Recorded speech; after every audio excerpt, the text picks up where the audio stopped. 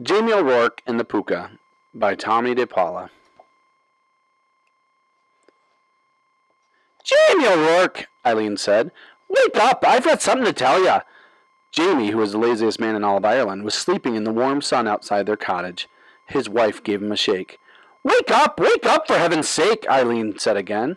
I'm not sleeping, Jamie answered with a yawn. Sure as I was sitting here thinking.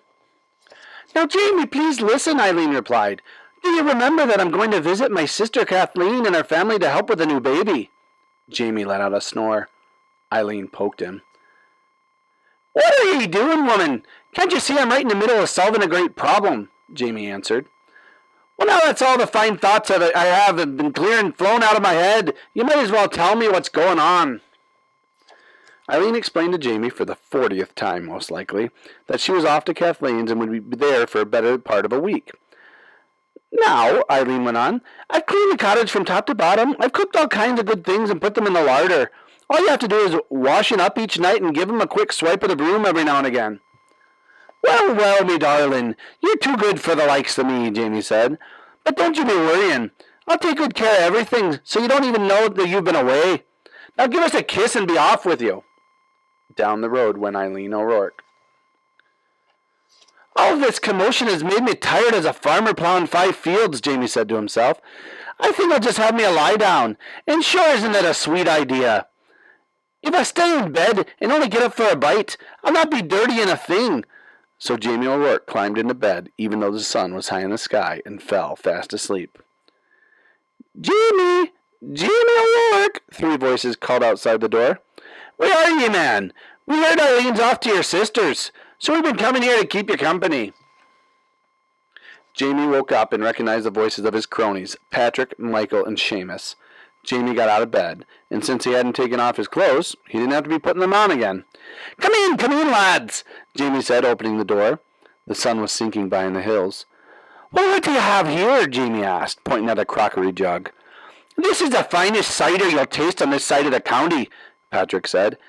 Get some mugs, Michael said. And some grub, Seamus said. He knew that Eileen wouldn't leave Jamie without plenty of good things to eat. When the food was on the table, and mugs and plates and knives and forks too, they all sat down. They had themselves a fine old time, laughing and eating until it was time to go home. Well, the 3 friends told Jamie, we'll be heading down the hill, and you'll be wanting to get your rest, Jamie. Tomorrow you'll be having a busy morning to clean up all this mess. Aye, that's the truth, lads, Jamie said, looking around. But the mere sight of the messy cottage made him the most tired man in all of Ireland, as well as the laziest. So he went to bed. Jamie was fast asleep when a noise woke him. It was the sound of the cottage door and the clatter of hooves on the stone floor. Jamie opened one eye and took a peek. And what a sight he saw! He couldn't tell if it was a man or a donkey standing there. Whatever it was, it had long ears and a tail. Saints preserve us, Jamie whispered. I may as well begin first as last, the creature, who was a Pooka, said out loud to himself. He stirred the fire, poured some water into a big pot, and put it on the fire. As soon as the water was hot, the Pooka washed the dishes and mugs and the cutlery. He put the leftovers in proper dishes and back in the larder. He swept the floor and gave the fire a good raking. Then the Pooka left the house with a slam of the door. Jamie nearly fell out of bed. The next evening, when Patrick, Michael, and Seamus came by with a fresh jug of cider, they were amazed to see the cottage, as if Eileen had been there. How did this all happen? They asked. Well, me lads, Jamie replied, I got up with the birds and cleaned it all up just like a good husband would do when his darling wife is away. Patrick, Michael, and Seamus looked at each other. They didn't really believe Jamie, but there it was. So the 4 friends had another grand time, just like the night before. When his friends had gone, leaving even more of a mess, Jamie climbed into bed. But instead of falling asleep, he waited under the covers. Sure enough, the door opened and the Pooka was back, cleaning up everything fast and furiously. This is luck indeed, Jamie said to himself. Why will this creature come and clean it up? I can have me cronies over here every night. Every night, that is, until Eileen comes home. And that is what he did. Night after night, Jamie, Patrick, Michael, and Seamus had a grand old time, making a grand old mess. And every night the Pooka came in and set things to right. By the end of the week, Jamie was curious about the accommodating creature, so he decided to stay up and have a chat with him. He was a little scared when the Pooka came in and went right to the fire, but he took a deep breath, swallowed a mouthful of cider for courage, and spoke up. Now then, sir, if I'm not taking a liberty, might I be knowing who you are and why you're so kind as to do the cleaning up each night after me friends and myself? The Pooka turned and looked at Jamie. I'll tell you, and you're welcome to it. A long time back, I was the laziest servant that ever was clothed and fed and didn't not work for it. When my time came for the other world, this is the punishment I was given for my lazy ways, to find a place each night to labor in. As I was wandering by the other night, I looked in the window of your cottage. As sure as you can be, you needed my help.